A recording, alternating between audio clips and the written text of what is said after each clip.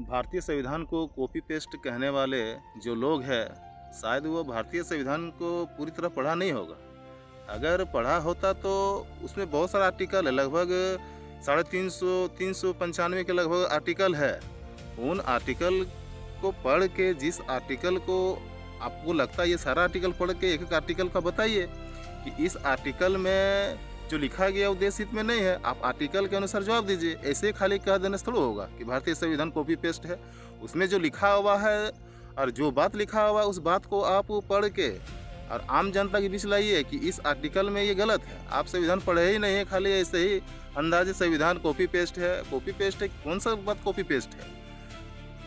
बहुत ऐसा शब्द होता है जो यूनिवर्सल होता है। उन शब्दों का जो चयन होता है वो पूरा देश मानता है। अगर हम आज़ादी जो शब्द लेते हैं तो ये आज़ादी हमें भी चाहिए, और भी वो सारे कंट्री, वहाँ के लोगों को भी आज़ादी चाहिए, तो वो शब्द को फ्रीडम बोलेंगे। अलग अलग देशों में शब्द वही होता है, लेकिन शब्दों का जो भाषा शैली होता है वो अलग होता है। लेकिन शब्द यूनिवर्सल जो शब्द होता है पूरा दुनिया में लागू होता है, वो ऐसा नहीं होता है।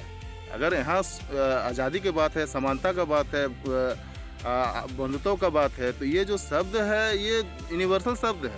समानता, करुणा, दया, ये सब जो शब्द है यूनिवर्सल है। हम यहाँ करुणा कहेंगे, अलग अलग देश में अपना भाषा के अनुसार वो उस शब्द का यूज करेंगे। तो इन शब्दों को कह देना कि वहाँ से लाया गया है, ये बिल्कुल गलत है। ऐसा नहीं है।